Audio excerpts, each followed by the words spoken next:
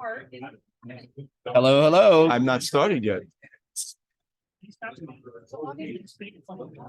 Hello, hello. It's Corey Thompson from Dice Tower Now and Dice Tower Dish. And this is the Podfather of Gaming, Stephen Bonacor. You are listening to Board Games Insider, episode 273. And we're recording this on the very famous date of April 20th, 2023.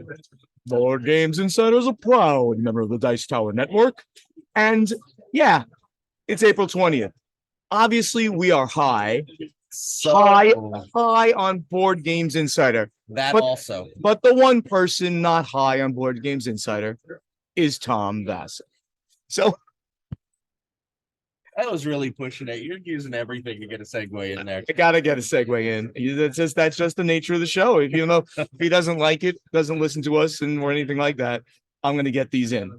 So Corey, we are having a special episode here, and people listening and people are watching, seeing us in the same frame. We're here together. Yep. In lovely Niagara Falls, New York, or not, at the Gathering of Friends. Corey, what is the Gathering of Friends? Oh, man, so the Gathering of Friends is a get-together that's been going on for more than 30 years now. Yep. It started as personal friends of designer Alan R. Moon, who's the designer of Ticket to Ride. And it's grown into kind of the who's who of industry, all the biggest designers and industry publishers, social media people.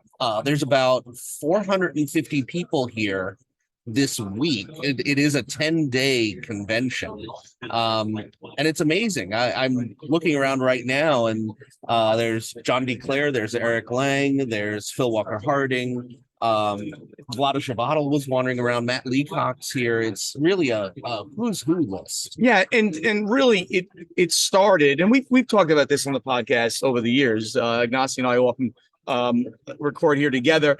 By the way, he was supposed to be here, but sadly last minute something came up, so he's still back in Poland. I probably scared him away. Probably did. I did. And it started out literally as a gathering of 10 friends. This was before Alan Moon was Alan Moon. I mean, he was just a up and coming designer, and he was trying to get designs out. And now it has morphed into people invite people. You still have to go through a process to get in, but there's many people here, both industry and non-industry. So there's plenty of just regular people here as well. But the who's who of game designers is kind of cool, and game publishers as well, and media people and everything. As a news guy, what I find really fascinating here is I'll write news about games that are not even going to be announced for a while, and certainly aren't going to be released for a year. And almost every single one of those games is here in a somewhat finished form. There's prototype copies, final prototypes. I get to play things that I know aren't going to be around for years. Yeah, it's pretty amazing. I leaked something recently, which I shouldn't have, about something that I saw here last year. I got slapped for that one. You're not supposed to talk about the things you see here. Because you have a big mouth. I have a big mouth. I probably overmodulate as we're talking here on the show too. Anyway, it's a great time. Corey, well, tell us about what you're doing in your life, maybe here at the Gathering or otherwise. Wow. So this is my second year at the Gathering, and it's probably my first big gathering. Last year, due to COVID and things like that, it was a much smaller crowd. Yep. But this year, wow, it is crowded and vibrant. It's really a social get together for me. There's so many people here that I know and I love talking shop with the new studio that I've got going down in LA, and talking news with Dice Tower News and Dice Tower Now. But I got to play. I just wanted to mention a couple games I got to play that I got the okay to talk about. Unlike who never gets the okay. I'm a bad man. So I really am. Expeditions, which is the sequel to Scythe. Okay, so this is a Stonemaier game, right? Yes. And they're coming out with it fairly soon, or is this in July? It's supposed to go to backers. It had a pre-order period on the Stonemaier website just recently, end of February. Right. So it's here. A lot of people were a little nervous because Scythe is kind of a heavy game, and it has people who love it and people who don't. I'm going to tell you, Expedition's much lighter. It's a puzzle engine building game with hard you build a line of cards that turn into an engine. You use workers to activate the cards. You move these gorgeous metal mechs around on the map. Those metal mechs, They are amazing, and you're constantly moving them, and they're so heavy. They're huge. They're like fist size, and you literally are moving them. Yes, I would not want to smuggle one of those. So the game was incredible. I had such a good time with it. The other one, which was a complete surprise to me, is a game called Path to Civilization. The publisher is Game Captain, who I didn't know well, but this is their third title. Mostly European stuff. Captain Games. Captain Games. I stand correct. And it's Cedric. I forget the last name. I don't remember right now, but he used to own Repos Games, got bought by Asmodee, and now he's starting another publishing company. Unlike me, who just wants to retire and not work, Cedric must continue working. He's a great, amazing guy. Oh, he was so nice. And he's got a couple of really interesting games coming up. Civilization is a light, card-driven civilization game that's done by the designer of Turing Machine, who's Fidel Gradel. It's such a good game. Everybody is talking about it as a mixture of Seven Wonders and Through the Ages. So it's simple. You have 5 cards every turn. You put 4 of them on your board and burn one forever. You use those 4 cards. 2 of them generate you resources. 2 of them generate you tracks. You spend those to do the normal civ things. You go through events. You hire leaders. You build wonders. You have little skirmishes, military conflicts. 8 rounds, done.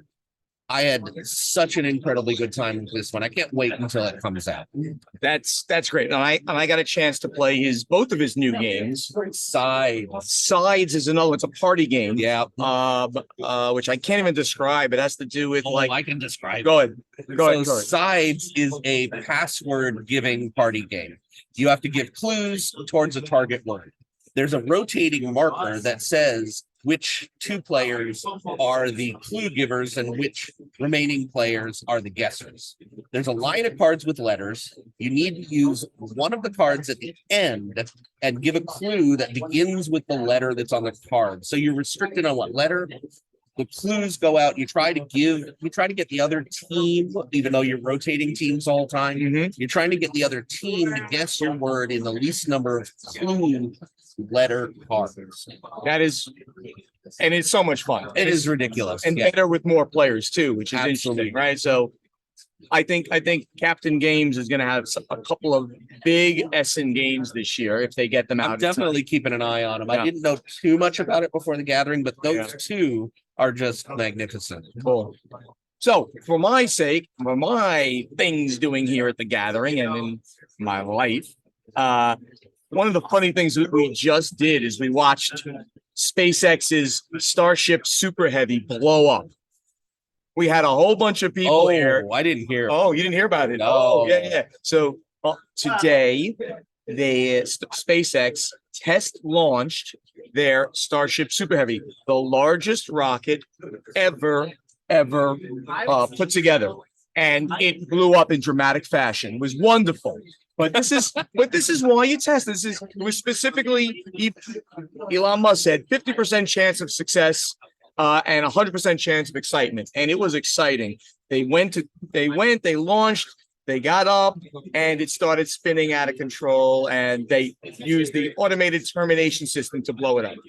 But this is what you do. It's an iterative cycle of testing the way that they're doing it. It's a Kanban style, an agile project management style of iterating on a design until you get it right. And they're doing it right. So this was just a wonderful experience. We watched it with about 50 people just standing around a couple of computers here. A lot of fun here at the gathering. Another thing that's going to be happening here for me is my D&D group that I talked about. All industry people, they're all here. And tomorrow night, we're going to be playing live for the first time. It's going to be so much fun. Dustin Wessel, Rachel Blasky, Julie Ahern, Alex Schmidt, myself, all going to be playing D&D together for the first time since we started this campaign 2.5 years ago. I hear rumor there's no time limit either. You've had a hard 3-hour time limit, right? 2. We only have been playing 2 hours a week basically hard time stops. This one we're going to start, and whenever I See what pass out from either exhaustion or drinking, we're going to stop. So that's going to be a lot of fun here. Well, you got to time it right. Your bedtime is usually about 9, so you want to get your dinner at 4 and make sure everything's good. That's it. Other things I'm doing here, I've been playtesting my game. Asmodee is here. Office Dog Studios is here. We're going to be meeting with them. Jeff Engelstein arrives today, so we'll all get together and talk about the direction. So that is going well. Games that I've played here that are pretty interesting. I played Earth. Now, Earth is one of the big ones that have been being talked about for a while.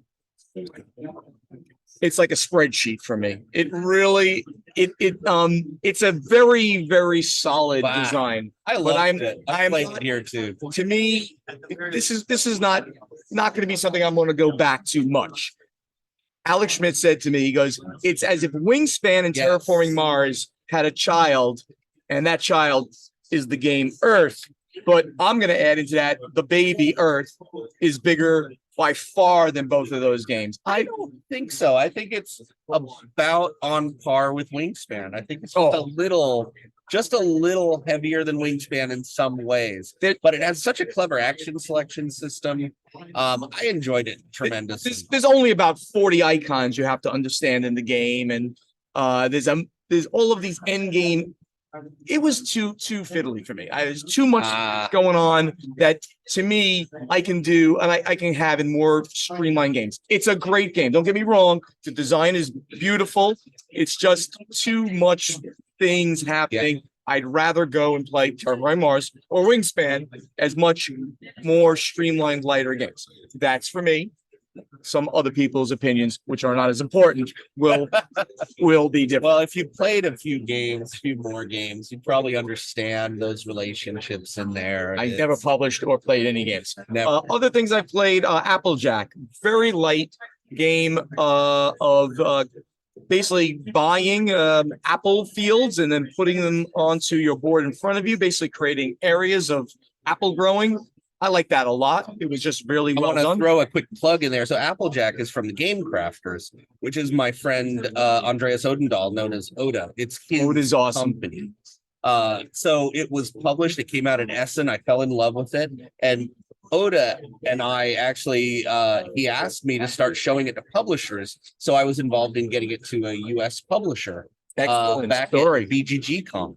Keep an eye out. Their new one, the second game from Game Crafters, is another UVA game, and it's called Planta Nubo, and it looks great. I may or may not have done some play testing on it, and I like it a lot. It's a real engine builder with plants. It's really a cool game. This guy's a real insider.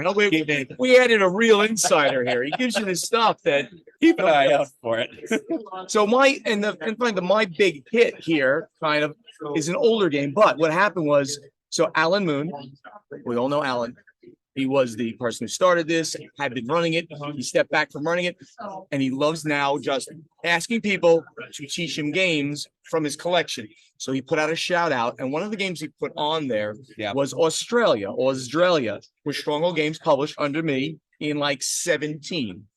Paula and I learned the game again because I had to remember the whole thing. We relearned the game, played it a couple of times. We played it here. He loved it. Janet loved it, and now I've seen multiple people playing it with him and Janet. And I've really just kind of rediscovered it too. It's such a quirky game. It's a Martin Wallace game, so that gives you a feel that it's gonna be a little bit different, and it's gonna use a couple of similar mechanics you've seen in other games. But what makes this game very interesting is that it's a bit of rail building, it's a bit of resource management, it's a bit of an engine builder. And it's a bit of a military game where you have to build up a military to go out and fight the old ones on the continent of Australia.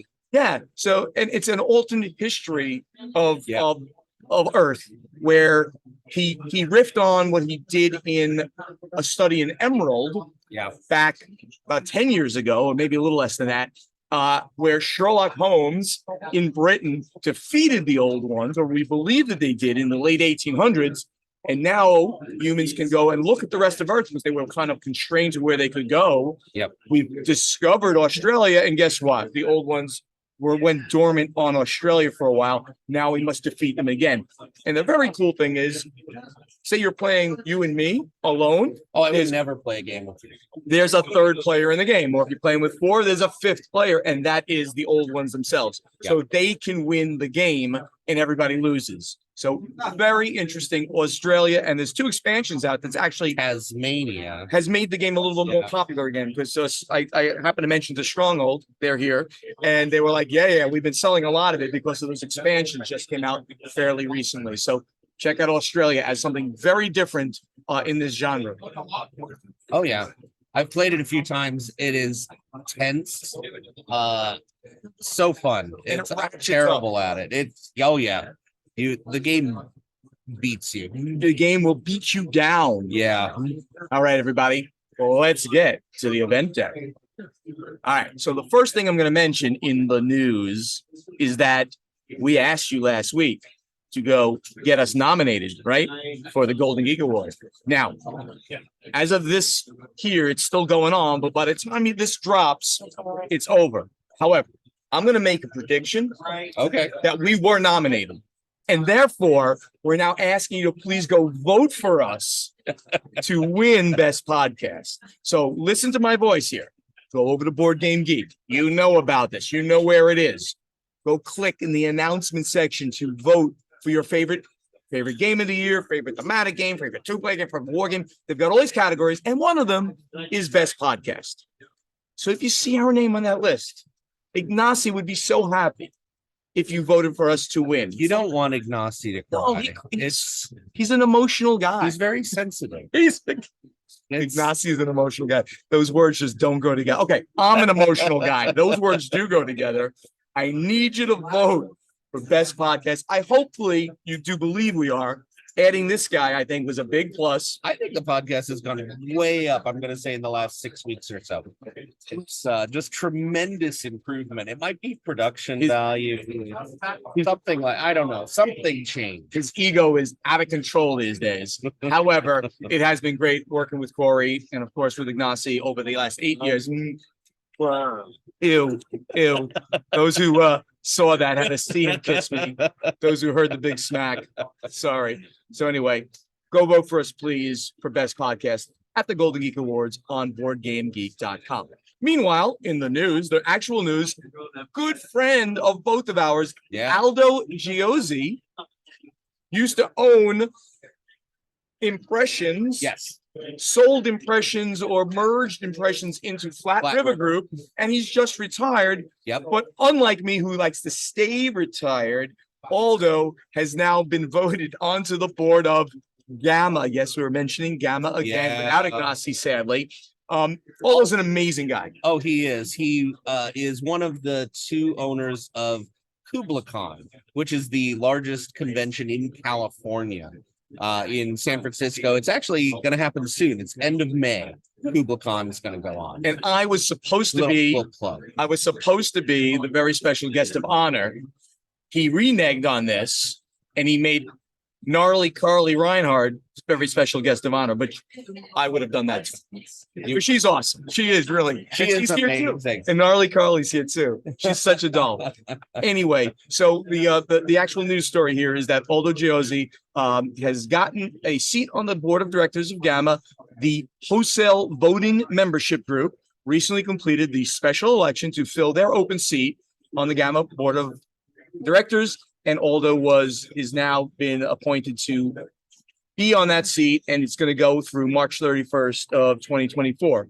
Aldo is the co-owner and executive director of KublaCon Game Convention and the co-owner of the newly formed wholesale liquidation company of the newly formed wholesale liquidation company. Oh, Save versus Death Ray is the name of that company.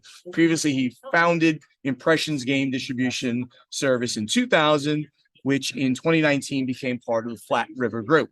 The wholesale division will be holding a special membership meeting during the Gamma Expo on Thursday, April 27th at 9 a.m., just a few days right after this. And the meeting is open to any member of the wholesale voting membership group attending the show. So, I mean, again, Very smart guy, really good guy. Hopefully he will. Aldo's always been such a strong presence in the industry. And what I remember most is every convention in California, there would usually be a little booth.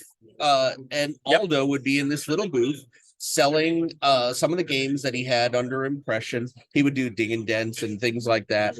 And it was just strange that he's such a huge member of the industry, and he would just run a little booth for fun. So I think his Save versus Death Ray is an extension of just his love of going to those conventions. Absolutely. We have a very interesting one here that like is almost like in bed with you, so to speak. Yeah. And look, because Lucky Duck Games is a sponsor Yep.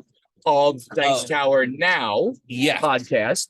They are my sugar daddy. And what we have here is on ICV2, and it's Lucky Duck Games establishes a global publishing network. Pilot program evolves into an official localization and licensing division. Lucky Duck Games announced the establishment of Global Publishing Network, which will now be their official localization and licensing division.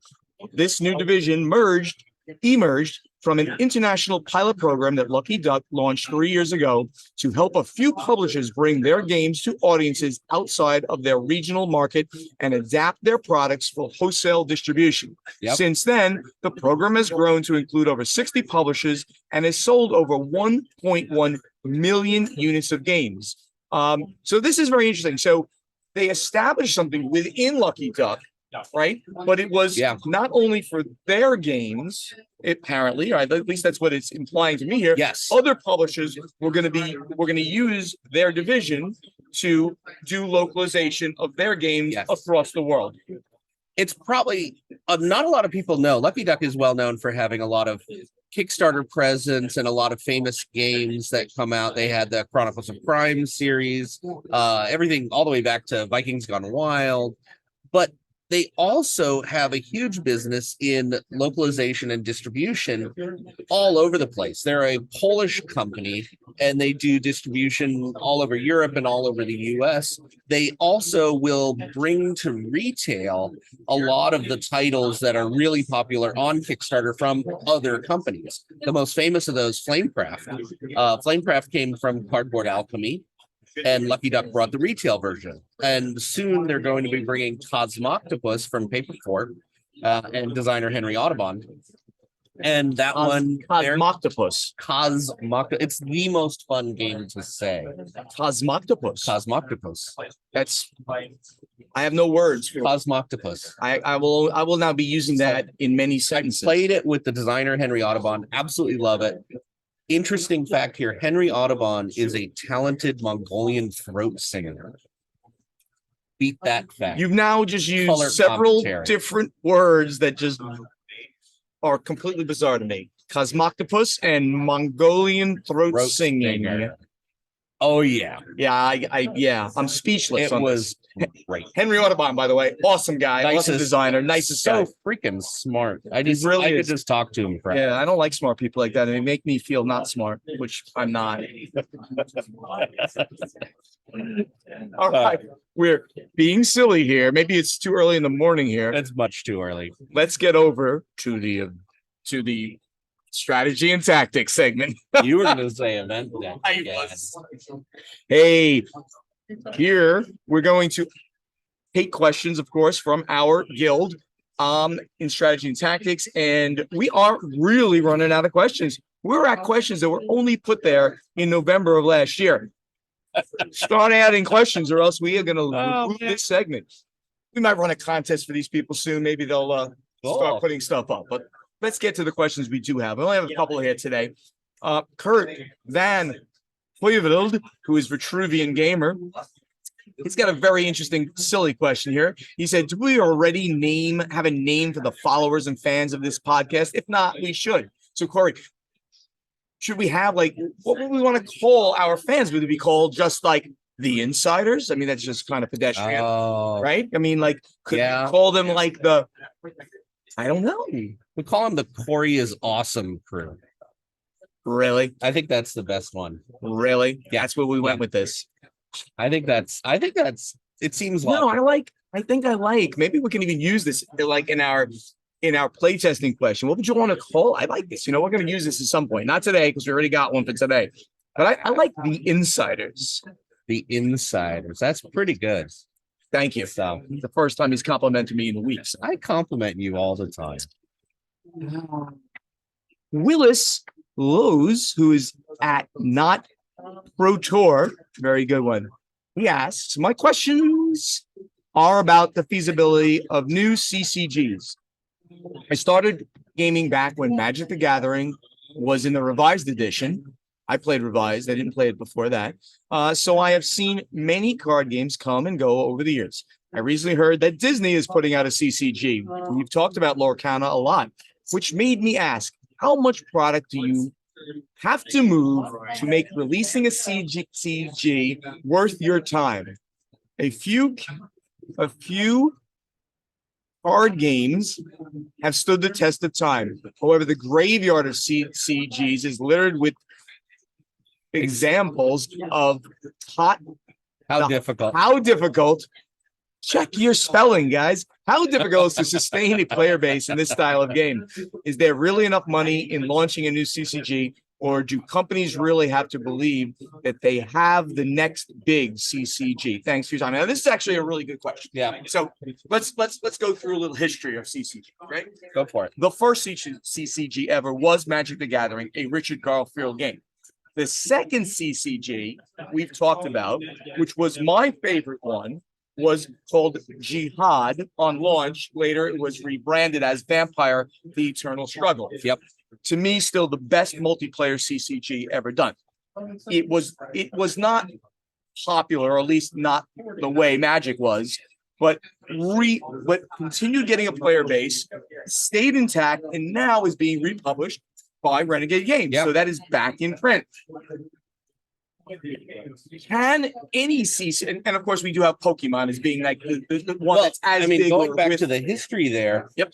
there was a big boom of CCGs when Yes. Magic the Gathering, when it was really noticeable that Magic the Gathering was super popular.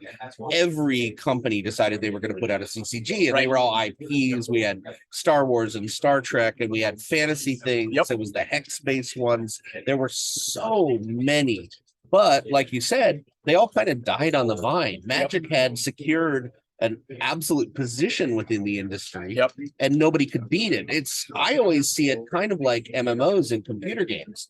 If there's a super popular MMO, it's hard for anything else to even break in enough to take any portion of that market. It's a very good analogy. You need critical mass, Yes. to make it work. And with a CCG, this physical thing especially, you need critical mass of gamers. You need a company that can continue printing over Yes. time. It's got to be a big enough company. You need organized play. You need a huge amount of organized play, Tournaments, all of that set up. constant special like draft boosters, Yep. Starting decks. There's a big You need the hype and the marketing behind it. And right now, I think there's really three that have survived that critical mass: is Magic the Gathering, Pokemon, and Yu-Gi-Oh! Those are the three of the big ones. And now we have Lorcana, which is Ravensburger, which is a huge company. You always say it's the Asmodee of Europe. I say it's the Hasbro of Germany. Hasbro of Germany. Slightly different, but you're on the right track. I don't really listen. You don't listen to me. So, and Disney. Oh my God. I mean, if there isn't a bigger company. So, and I think that the Disneyana, the collectability of Disney is going to drive Lorcana to insane levels. We've seen that already because back in October, Ravensburger sold 10-card promo packs for Lorcana. Wow. At the D23 Disney convention. One, they sold out in seconds. Two, the lines were unbelievable. And three, they've hit the secondary market for upwards of $10,000 a card. And remember, this is a 10-card promo pack. That the cards in that promo pack are identical to what's going to be in the starter box. Right. So it might be one little hologram icon, a little different. So they've released cards that will be re-released, and some of those cards are going for 10 grand. It's insane. So the short answer is Lorcana or Lorcana, whatever you want to call it, is going to be the next big season. It has the potential of grabbing a good chunk of the market. I think assuming they do a good job with the game, it's going to grab. They've been working on it for years. And I mean, I've been talking to Ravensburger and Disney people, and it has a lot of potential. Yep. What I found really impressive is they worked for 2 years solid just finalizing the art. Because if you have a Disney thing, it'll be tacky if you just grab screenshots from a Disney movie. Right. This is all original new art. Oh, that's cool. And it covers every universe. So they're bringing new art into the entire thing. That's and great. they worked for 2 years to get the art right on this initial release. So, but the question that Willis had was, is there really enough money in launching a new CCG, or do companies really have to believe that they have the next big thing? I think the answer is, if you've got enough money, you could make it the next thing with the right product. And I think everything is pointing to this will be the right product. Yeah. And if you are a new designer, self-publishing, I personally would not think about trying to do a CCG. No, and that's where, and by the way, we should mention what came out of CCGs that did stick were the LCGs, the living card games. So that was an outgrowth of CCGs for companies, even big ones like Fantasy Flight. They kind of invented the system. They invented that and said, well, we can't really do successfully with CCG. We're going to do an LCG where they release a card deck and you get that. You don't need more than that. You don't. No randomness. There's no randomness, no collectability. Here's your new set. You get all the cards. Make your decks. Yeah, and they'll release monthly or every 2 months an expansion booster pack that's defined, and that's the Game of Thrones set. That's the Lord of the Rings, the new Call of Cthulhu. So we have a very special guest. That's as long as she doesn't mind. Unwilling special guest. She seemed like she was smiling, and I said, "Come on over." This is Elizabeth Hargrave, the designer of the #1 game in the industry right now, Wingspan. Yep. Elizabeth, how are you doing? That is awesome. And I know I just saw you briefly as you were walking around here. Are you enjoying yourself? Oh, yeah. This is your second year? Third year. Third year. That's good. I went birding in Niagara. You did what? I'm sorry. The whole group of us went over to Good Island and went birding. That's birding. Fantastic. Very, very cool. I just want to point out that I had the absolute honor of introducing Elizabeth to the #2 at Stonemeyer game, that even though he's been, this is Alex Schmidt. How funny is that? He's been selling Wingspan for ages now. They've never met in person. Alex told me that he was so excited to meet you for the first time in person. That was one of my even though you've goals been at for this like gathering. 8 years, right? That is so funny. Brass. Brass. Oh, and you went big. Nothing light. Boom. Fun. Amazing. That is great. Amazing. Enjoying yourself here? Yeah. Great. Great event. Are you showing anything off here? Anything new to Alex or anybody else? I've got Undergrove, which is already signed, but I'm getting it some play test. What's it called? Undergrove. Undergrove. Mushroom game. I got a chance to play it. Oh, it is so good. I'm sorry. I'm stealing. I had such a good time with it, not only because it uses the word mycelium all over and over and over. Anytime you can use the word mycelium, you want to do that. I'm all over it. That's great. Well, thank you, Elizabeth, for stopping in. We appreciate it. This will be on my channel next week. We record 1 week in advance. So I'm sorry. Thank you. That is so nice. Well, we appreciate that. Awesome. Elizabeth Hargrave, designer of Wingspan, stopping by. Thank you, Elizabeth. Wow.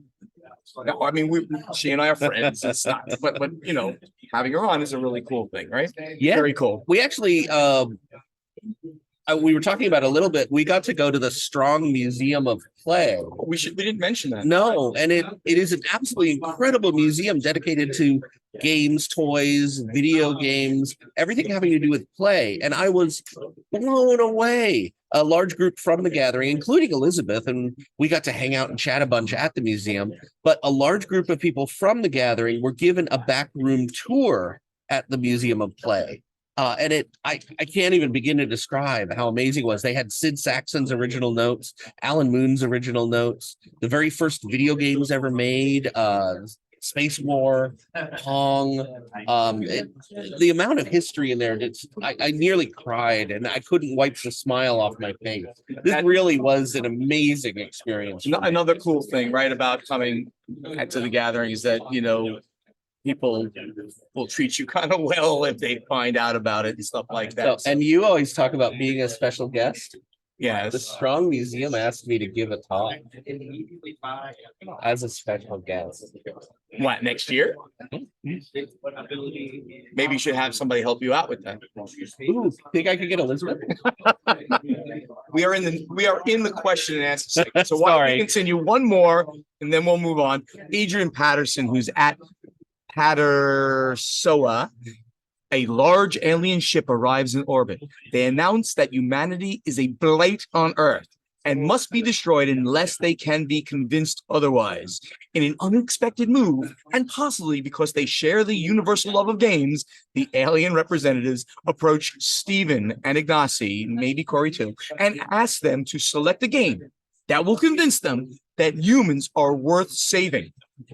Do you want something innovative, majestic, aesthetically pleasing? Choose wisely, for only you three can save the world. Oh my God.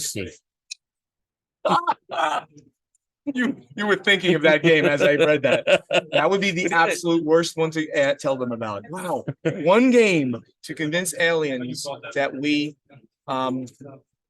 should save the world. I mean, terraforming Mars sounds like a good idea, like we're trying to help get humanity off of Earth, which may or may not be dying on some level, and establish another thing, because it has been kind of proven almost that if we do have humanity somewhere else, the chance of our complete annihilation due to whatever natural or unnatural catastrophe goes down, asymptotically. It would be very hard for humanity to not exist if we did that. So I would vote terraforming Mars for multiple reasons.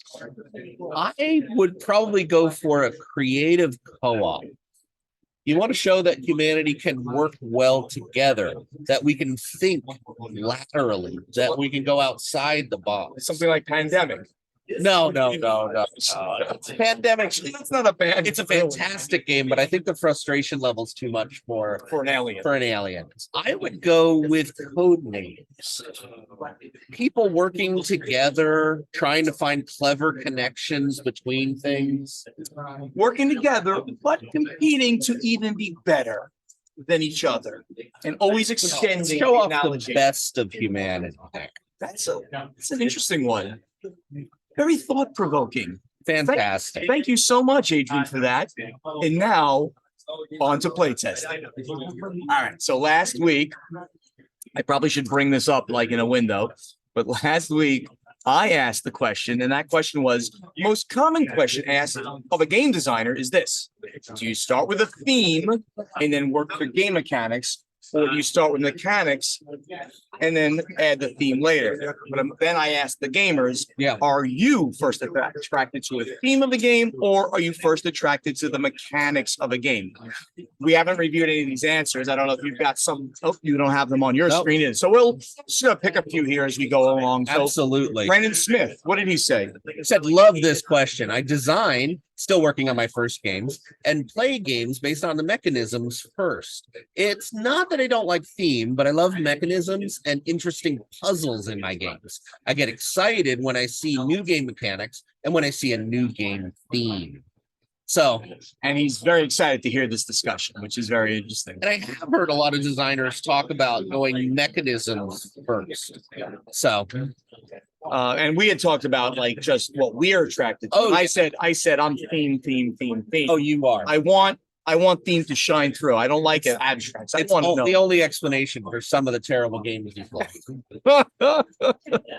And I am mechanism heavy. I like puzzles. I love multi-user solitaire, which I know gets a bad rep sometimes. You want to play multi-user solitaire? Go play Earth. It's so solitaire. There's like almost no interaction. Anyway, we beat that one up a little bit. So I'll go with Peter Tierney. He's a latecomer here. Just posted this one yesterday. He said, "I want to say both, but I have purchased games before strictly on their mechanics, even though I had zero interest in the theme, such as Pret-a-Porter. I mean, that's a really good one. Right? That is an amazing example. It's an amazing Yeah. example of a game that, like, well, I don't know, at least I don't want to be too generalizing, but most men probably like it's a runway models and Yeah, runway maybe- model, but it's such a heavy, involved game. It's the Euro mechanics are really great. right. But people, but he's saying I immediately went to that game because he saw the mechanics and he said this is going to be a great one. The other one in that one is Rococo, is one of the highlighted evergreen titles, and it's about making dresses. Yeah, Rococo. You said Yeah. you said it really weird. Rococo. I don't know how you said, but yes, Rococo. that's a when that game was pitched, I could have done that game when it was pitched to me. They said that, and then it's all dressmaking And going theme first. and then I said, listen, it's a great game. I can't sell this game. It ended up being a fairly big seller. But I think it's a they great then one, then yeah. they then repositioned it as an event management game where dressmaking is one of the things you do. Interesting one. So Peter Woken, good friend, he's usually here at the gathering. I don't see him here. He said cover art, then theme, then mechanics. If you don't pick up the box, you'll never even play the game. So that's interesting, right? Yeah. He sees the cover. Oh, that's interesting. Oh, I like the theme. And then he explores the mechanics. I think that's a very interesting way of I just putting want to complain briefly about board games that do not show the actual game on the back cover. you always show. Always show the game. I want to know. I want to see it. Right. I mean, and that is a weird one. Sometimes they'll literally just have some text and a few components, but Or thematic art. I mean, very pretty, but I want to see what the game actually looks like. sure. And even if you're not really showing every bit of the game, putting the board there with a bit of it set up, I think is important as well. I'll go to Vincenzo Alvarello, good friend of mine from used to be New Jersey. Now he's in Minnesota. I want to be a snob and say I only care about mechanics, but if you got a cool theme like Terraforming Mars or an interesting theme like bird watching or ecology or managing a soccer team, wow, it's like everything we've talked about. You'll get 11, shout out to Portal Games 11. That's right. Fantastic soccer team management game. You'll get my attention because you don't hold my attention without good mechanics. To put this in pollinator terms, the theme is the color or smell of the flower, and the mechanics are the nectar. I like that a lot. Very That's interesting. pretty good. Oh, I appreciate everyone's comments on this. It kind of went in both directions, which is kind of good. Let's take a look at what is next week's question, and it's a Corey question. What do you got here, Corey? So we've been talking a lot about the gathering and how much fun we're having both. And for me, it's mostly the social context. So my question is, who would you invite to your gathering of friends? And what would make it special? What would you make them play? What games would be featured? What people would be maybe a special guest? By the way, I hear Bonacor is free for all this, except he's not a designer or involved in the industry at all. So Okay. So if I would throw a gathering of friends, what designers would I bring in? I guess is sort of what you're doing, right? Is that kind of what you're asking me to try to say here?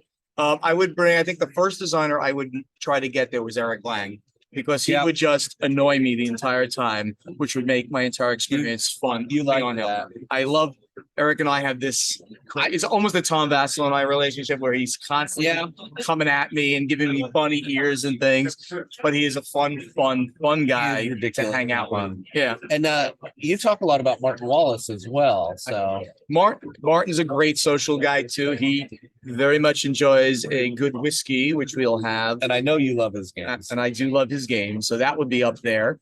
Who would you like? Who would be your first guys to invite? It's a little bit cheating for me because I actually have had gatherings.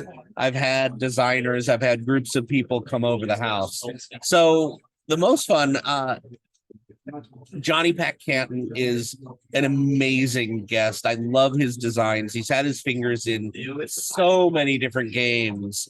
And I always enjoy playing with Good. whatever his new hotness is on the table. John D. Clare, love the way he designs. He's right over He's there. almost within earshot wearing his LA cap, his baseball cap. So that would make a huge gathering for me. Just those two. I'd have so much fun. They Very have so cool. many designs. Very But cool. I mean, it goes on. Emerson Matsuuchi always has. He's such a nice guy. Yeah. Has so many really cool prototypes always. Yep. Smart guy. Really dig him. The list just goes on and on. He doesn't come to this sadly, but he's a great guy.